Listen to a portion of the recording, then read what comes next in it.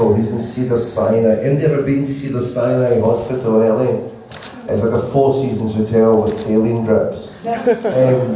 So he's in there, this is December 2017. He's not a patient, he's waiting for something to happen. It's 11 after 7 AM and I'm stretched out on the sofa, tired, shoes off, with coffee, iPad, as I shuffle between the trades, Variety, Billboard, Deadline, and the newspapers, LA Times, New York Times, Washington Post. The big story this morning is House of Cards will resume production without spacing. I mean, he's finished, isn't he? Went full Lucius Dupre. Tried to smash some 14-year-old actor kid's back door in. You can't help but feel sorry for the poor cunt, can you? I mean, here he is, just doing what every vaguely famous Torag has done for generations, openly using his celebrity to whip his cock out in some starry-eyed teenager, and suddenly he's in fucking hiding? Largely, let's face it, because he's an iron. I mean, Elvis was all over Priscilla when she was 14, it was all good. Or here's old Bill Wyman back in the day, walking about free as a bird with a 14-year-old Mandy Smith. The bloody great smirk on his face telling everyone, I'm right up this skank and there's fuck all any cunt that's going to do about it. And here's Jimmy Page in 1973 falling out of some LA nightclub with a 14-year-old Laurie Maddox in his arm, dragging her back to the Hyatt for a proper beasting while the whole world looks on and says, go on my son, give her one from me. But when you're a fucking bender pummeling some teenager, you're not one of the lads, are you? You're automatically just a straight up fucking pedo. Mind you, fuck Spacey, it's dark times for the lads too. Weinstein a couple of months back. Don't get me wrong, I've had my moments now and then, we all get a bit lively. But it looks like Harvey was basically trying to rape anything that fucking moved. As they say, he'd come to your house and the fish would stop swimming. You've got to kind of admire it, haven't you? The sheer work ethic. In addition to making tons of films and winning Oscars and all that shit, Harvey was also up at the crack of dawn getting his cock out at any given opportunity. As well as reading all those scripts and dealing with the financing and the budgeting and the hiring and firing, he was having to plot and scheme to find ways to drag some young chick back to his lair and wander around the bathroom naked, and with his robe hanging open. And then, all the time and energy needed to meet with the lawyers, to deal with the NDAs and the payoffs, to meet with the PR people and the private detectives to work out your counterattacks, to dig up new accusers. As I said, I like bumping and sucking and grinding as much as the next man. Maybe not as much as I did in the crazy days of my 20s and 30s, when, let's face it guys, most of us are running around like a cross between Ron Jeremy and Peter Sutcliffe. But to... Somebody may feel something about your Calvin. You guys go, what the fuck?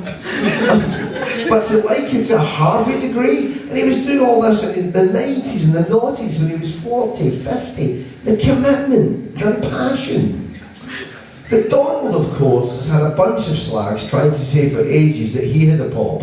Even his own ex-wife reckoned he raped her, and then obviously saw it slightly differently when a massive fucking check appeared. Then, just last month, it was Brett Ratner, Louis C.K. It turned out what a lot of these dudes like to do was get the cocks out and pull the head off it in front of some sobbing cow.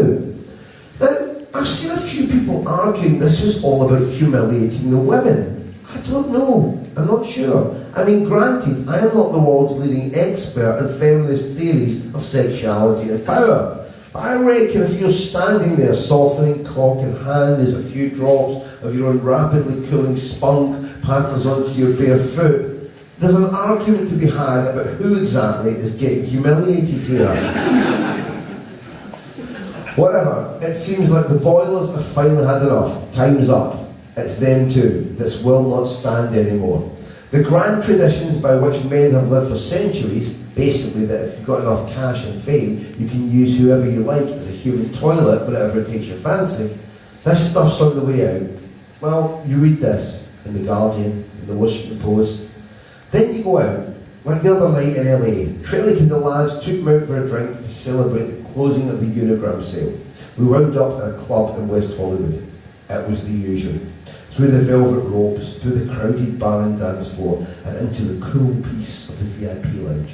Huge white sofas, table service, and ice buckets full of magnums of Grey Goose and Dom Perignon at $500 a pop.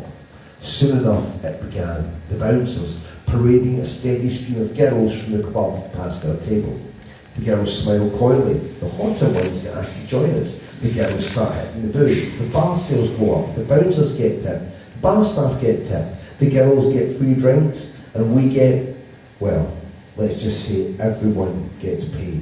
It is the American dream in microcosm, and it is beautiful.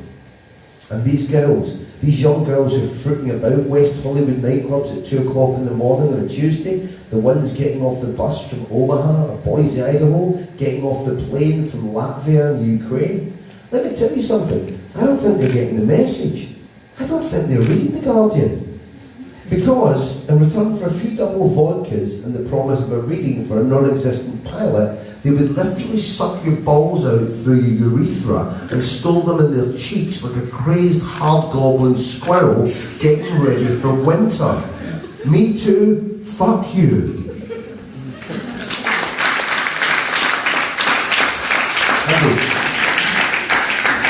I am available for children's parties.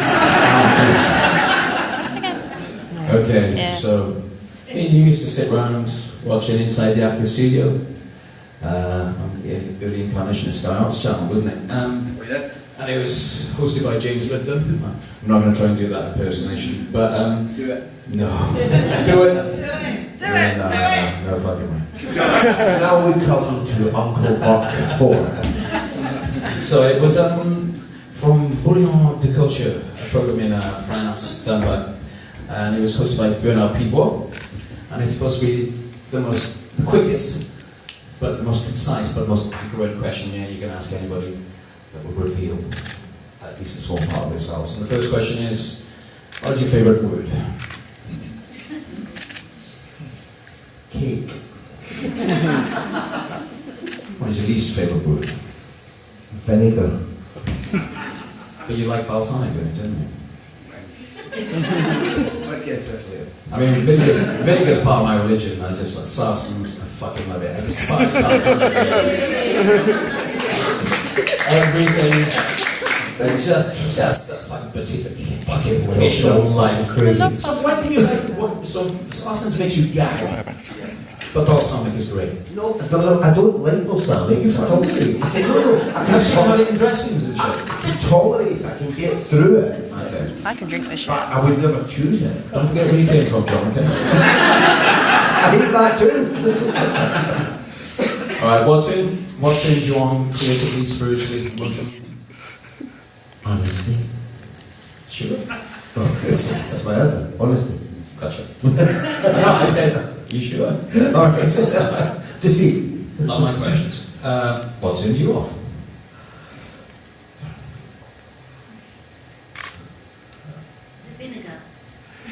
Vinegar would definitely be up there. Thank you. No, I tell really tell. I mean, this is going to be a monster. I have no turn-offs. Nothing. You put a cat in a fucking blender and still beat standing over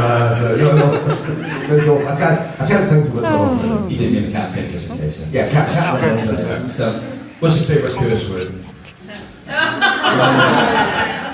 Cunt, but only in the Scottish usage. Because cunt in Scotland, you can say, this guy's a good cunt. It's very warm, it's very honourable. I cannot stand cunt in the American usage. Because A, they only ever apply to women, which makes me very angry. Where that fucking cunt at Paramount is always a woman, you know? She's a fucking cunt. It's horrible, it's so pointy. First time I saw that in American public culture was in an episode of The Sopranos. Yeah, TV. yeah.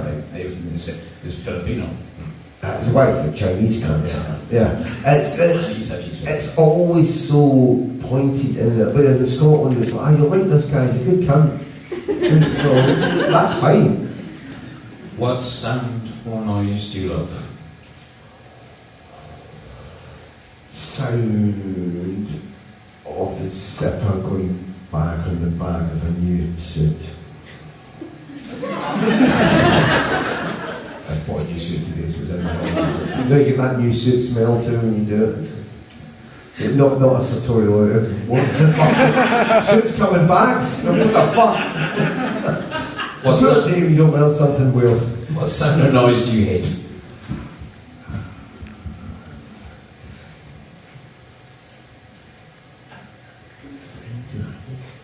I've forgotten the good backwards this question is. Oh, you know when... Americans always say leaf blower.